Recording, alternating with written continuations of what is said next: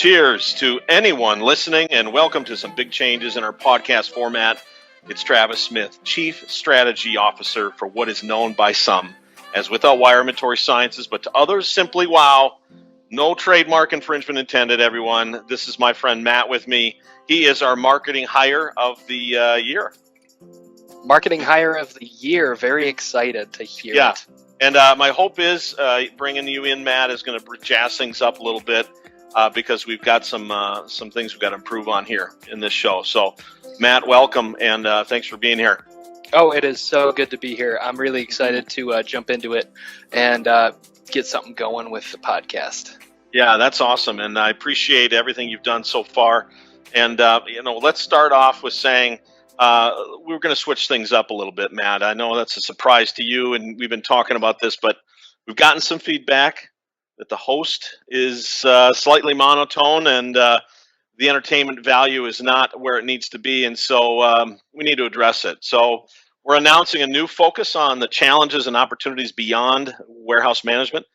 That, of course, means distributed collaborative fulfillment technologies, better known as inventory platforms. More on that later. So that's the new podcast. Is we're going to be calling it In Search of Inventory Truth, which is all about the necessity of inventory visibility in today's world. We are all aware of the difficulties with COVID and what it's brought to us, but it has changed commerce in our world, and companies are just needing to find a way to bridge that gap. So we're going to be talking about how to increase your growth plan and how to maximize the opportunity on software for your inventory management, field service, retail, e-commerce, and even beyond. So we have some huge news to announce also today, but first we're going to cover some questions from last week and have a little bit of fun. We got some good feedback from Matt's previous addition to the iPod. The iPod, or is it the podcast? I think it's podcast. It could be a podcast on your iPod. It could be, but I'm happy to say, Matt, we've got 3 videos to review to take a look at what you've produced with all your hard work this week. By the way, if people have questions of their own, they want to reach out to us in a voicemail, email, meet in the hallway, meet in the bathroom, we don't care. We can also visit us at our freshly designed high-res website, and you can start a chat right there. So we're always updating our knowledge base and content portal with articles, blogs, and how-tos that can help you wherever you are in your search for that inventory truth, Matt. Yep, we're working really hard to make sure we can connect with everybody that's listening. Yeah. So you gave me the credence to start my own segment, so I'm coming in hot. I'm ready to announce it. This segment, we always talk about what it's like without wire. I want to see what life is like on the other side. What does that mean? We've got 3 clips, 3 videos to show you. We're focusing on Warehouse Edition today, and the main idea is it could go from bad to worse. Just before we get started, is this meant to be educational or humorous or both? I actually studied in the field of marketing, so this is strictly for entertainment purposes. Okay, all right. So don't try this at home. We can't be held responsible. Exactly. All right. You ready to dive in? Mm-hmm. Okay. Video number 1. Yeah. What do you got? Okay. Everything looks normal here. Clearly, there's a problem and a lawsuit coming. I can't tell you why or what happened, but it has probably something to do with gravity. Yeah, it definitely has something to do with gravity. You could say this guy's got a little problem in his warehouse with overhead. I think it might be time for those guys to launch a new initiative. It definitely is, and you can definitely tell these guys don't use WithoutWire, and they are hurting because of it. Yeah, for sure. He's not getting up off the floor anytime soon, hopefully. Okay, so as I said, this next clip goes from bad to a little bit worse. So gear up. And we had to do a little in-house censoring on this one to block out any potential brands that you might see. There it is. Oh no! And there they go. That's something that doesn't happen very often. Even if you are using our competitors' systems, you still probably aren't going to see that happening that often. So it's a good thing that that we're talking today. I bet Yeah, you'd call this distracted driving. But my favorite part is I got it just on the right frame here. You see him look at the camera. yeah, yeah. He knows he Yeah, knows he's getting filmed. he's definitely looking at Without Wire podcast to get more information. That's I think what he's thinking. Exactly. All So, right. Matt, we also had some questions this week. I don't know if that's something that we want to go through now, Yeah, I would love to go through some questions with you. or we don't have to. If that's what you're thinking. I mean, this is all ad hoc. I mean, and you can even cut this stuff out if it's something you don't even like. Before we start, I have a question for you. How do we know they're fans at this point? I mean, if it Because could. they wrote to us. Okay, well, people that don't like me write to me as well, but that's a different story. All right, go ahead. Fair enough. So, question 1.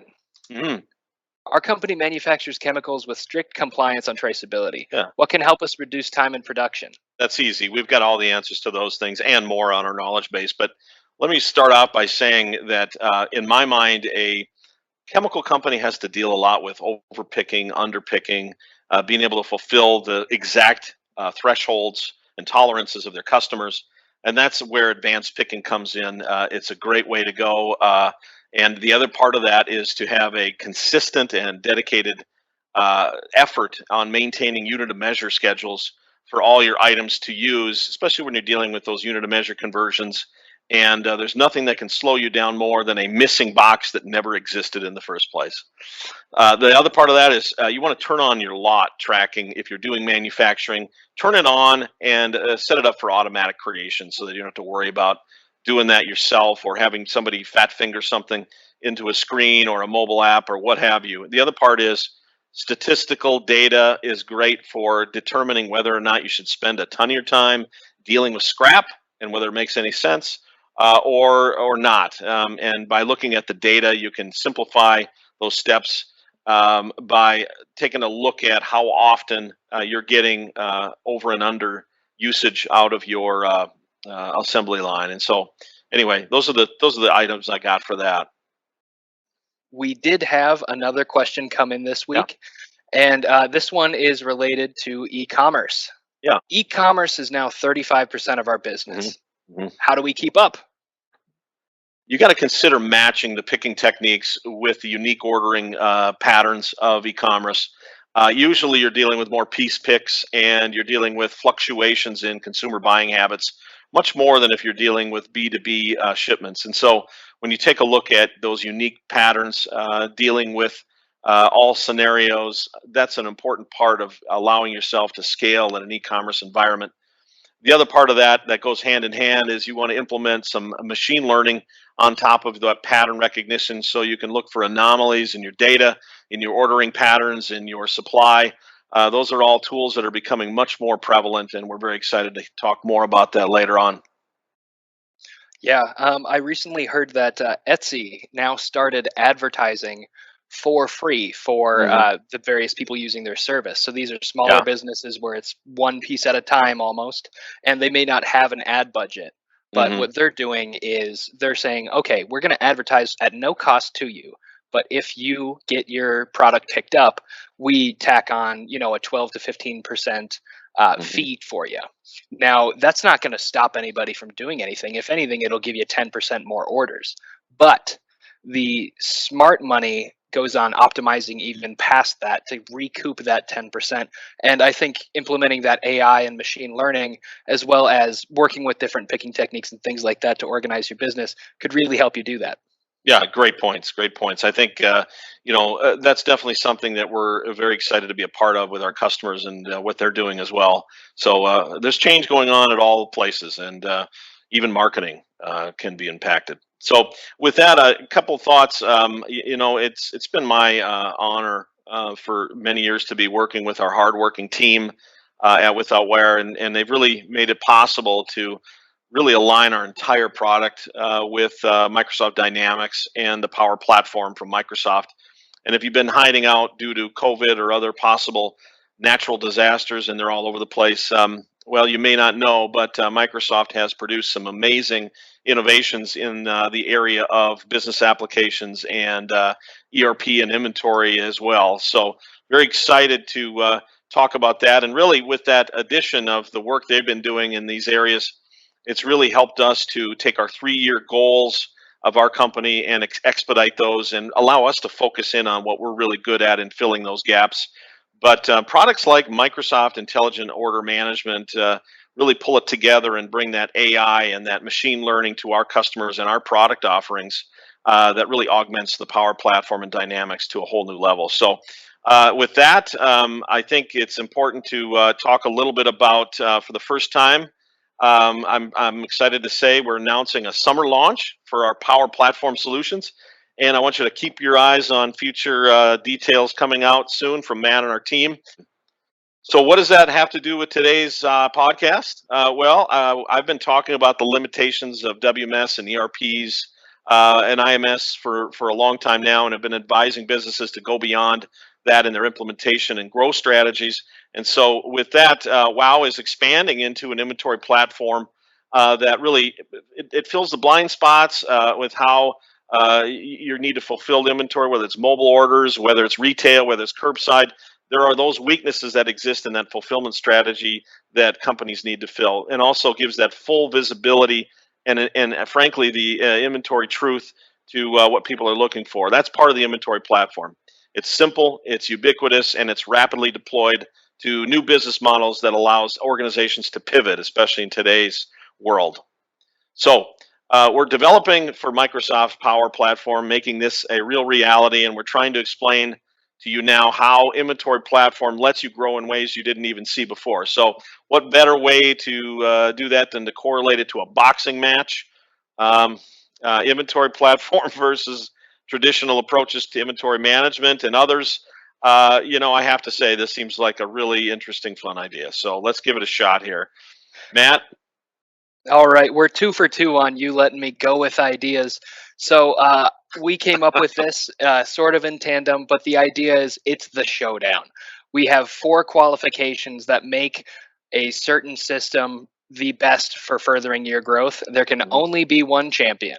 And this is going to go through 3 rounds with the IMS, ERP, and the WMS facing up against the new Power Platform backed inventory platform from WithoutWire. Mm-hmm. Right on. Let's see what we got. This is very exciting. Yes. So in round 1, we have the IMS versus the inventory platform. Man, that guy looks tough. Probably pretty good with the ladies, but that's our Jerry Lewis for you. Inventory platform there. Obviously not intimidated. And if we look at the tail of the tape here, you're going to see the 4 categories that we think are important to winning this bout. First of all, you've got the security and defense, how your system is able to adapt in an agile user sign up and sign off and deployment, and those scenarios are so critical to growth. And where that becomes important as well is licensing. If it's difficult to license and set up users in the system, it isn't working, and it's not going to work. That's just the way it is. The next one we're going to look at is feature set, and so the strengths and striking ability of these competitors really is important. So that talks about feature set. Do you have the ability to tie into machine learning for your optimization and the fulfillment of orders? Do you have the ability to pick up anomalies in the data and act on those for replenishment and transfer orders being generated automatically? Those are the kind of things that we're talking about there. Adaptability, integration, scrappiness, being able to plug in to anything you need at any place you want it to be. That's what APIs are for. That's what that adaptability brings you when you're scoring this thing out. Longevity, Matt, the windedness, I don't know what wind means here. Let's just say wind is the wind beneath your wings, okay? Longevity is, of course, are the investments your company's making today, are they for short term, or are they going to really suit your needs long term? And I'll tell you, that's where the investment in inventory platform is really doing well. Let's look at the numbers, Matt. Scoring this without even looking, how do you think it's going to go? Well, security, I'm going to say great, pretty good. Not as good as 20, but feature set, I'm going to give it about a 10 or 12. You're giving it an 8. I get that. Adaptability, integration. I'm going to say fairly high, maybe 12. 15. Got it. I think we're in line there. Longevity. I'm going to give it a low score. I'm going to go with a 3. Yeah. Hey, knocked it out of the park on the last one. Yeah. No, we agree. I mean, I think, right? These are your numbers? Yes, these are researched by University of Las Vegas and several casinos. So these are very accurate. Great. What else we got? So after we see that this is clearly a knockout based on that 3 to 25 in the longevity or the wind, which is old school boxing term for how much you can put up with cardio wise, we are facing off with the ERP versus the inventory platform. Yes, ERP. The legend of business systems, ERP is basically a catch-all phrase for enterprise resource planning. Very vague term, and people tend to think that everything belongs in the ERP, and unfortunately, that leads to overeating in the case of this competitor, and the inability to keep in shape, which means to basically keep every resource on their own diet plan from a resource budgeting perspective and forecasting. So ERP in the area of security scores very low here. I'd give it a 3, and that's probably because it's got very low ability to be agile and nimble to bring on and secure in a very important way. Maybe Active Directory integration across B2B and B2C different providers is important here. You got to move outside of your domain user account list. That's important in your strategy. So on the feature set side, I'm going to give it a fair score. 12 is what I'm giving it. And when we talk about adaptability and integration, this is a problem here. So I think the score we're going to be looking at here is a 0. Yeah, that's what I thought. Longevity is pretty good here. And the reason why it's good is everyone needs an ERP system if you're going to be running a business. The problem is don't build everything into it. Just leverage it, and you don't have to rip and replace. You don't have to put a new ERP system in unless it's unable to really integrate to anything, and that's a problem. So I give it a 10. So middle of the road. So it looks like our knockout punch from inventory platform here on the ERP has to be on that adaptability and integration side, but it is not over yet. We still have one more bout to go, and this one has my favorite graphic. This is the WMS versus the inventory platform. You got to be as quick as a cat against a WMS. I mean, well, and if you are already a cat, then you've just made it. It's all right. So interesting thing about WMS is let's start first of all with security. Security is very low grade here. I'm going to give it a 3 or a 6. They could be better than I thought, but they're not very good at adding and subtracting user licenses or ability to add non-domain accounts that are authenticated across different providers, such as a Microsoft scenario in the cloud and with your mobile apps running. So feature set wise, I'm going to give them a very high score, 10. 10 is pretty good. I think that when it comes to the WMS aspects of things, great. But when you're talking about field service, you're talking about manufacturing execution, you're talking about users out in the field doing curbside delivery, you're not going to have a WMS playing well there. So on to the next piece is, of course, integration. And integration is fair. You're going to have an ability to integrate to that. And so I'm going to give it a 3 because of the scrappiness and adaptability aspect of it. Integration is decent. Adaptability is poor. And it was mostly around the reasons of the feature set missing pieces that I was describing earlier. Longevity, I'm going to say is fairly high here. I'm going to give it a 8. 8 is it means that you don't have to rip and replace it. WMS works fine. It just requires you to continue to have that inventory levels updated through a central system so that real-time visibility can be combined into systems like Microsoft Order Management, Intelligent Order Management. Those are the kind of keys that you need to win. So overall, loser against WMS. Obviously, we're looking at some serious wins here with the inventory platform. I think sure. This has got to be a first in fictional boxing. One, it's a triple header I think we've seen Inventory Platform here is a champion, Matt.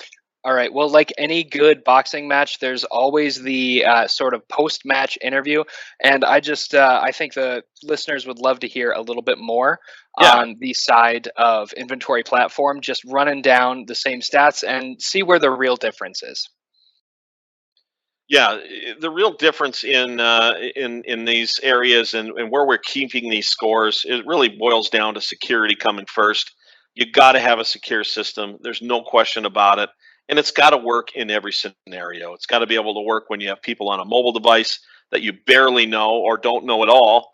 Those can be your customers. It's got to work there. It's got to be able to work behind the four walls in a distribution center of a third party or even your own staff. It's got to be ubiquitous.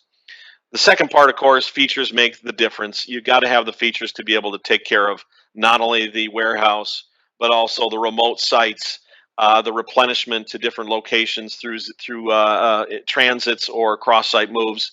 And you also need that machine learning that layers on top of that and really drives efficiency through fulfillment. What do you think the big difference in adaptability is? Well, adaptability is being able to take all those features and turn them into a system that's very nimble, flexible, and rapid to be deployed. And that platform allows you to grow into whatever adaptable scenario you need to have. I mean, whether it's everyone's got to move to Antarctica to live there and sell, icicles, you got to be able to adapt. I mean, that's the name of the game. So, COVID is obviously a great example of what's produced buying behavior that's changed, and it's expedited the people that are running business to look at new solutions. And this is where inventory platform is really made for. And if you're looking at for a good example of a business that was able to pivot their strategy and use a system that grew and changed with them, checking out our case study on Sunless Inc. would be a great look for you. Yeah, good Moving one. onwards. Yeah, well, look, we've had a lot of fun today, and I know we've covered a lot of ground, but be sure if you're watching this and you like it, subscribe. And if you have any questions, great. As always, I'm ready to help. And reminding you that you can reach out via phone, email, website, you name it. And of course, that's no mystery to anyone under the sun who's using internet technology. But your question might even be featured on our next podcast. With that, thanks, Matt, for being here. And it's been great. WithoutWire is a cloud-based inventory management service that brings science to barcode scanning for field techs, manufacturers, or warehouse pickers. Within minutes, you can set up your own personalized environment. With our embedded Microsoft Power BI and SQL reporting services, you'll get live views of your activity from nearly any device and form factor including iOS or Android-based smartphones, tablets, and rugged purpose-built scanning devices. WithoutWire. Inventory management solutions without equal.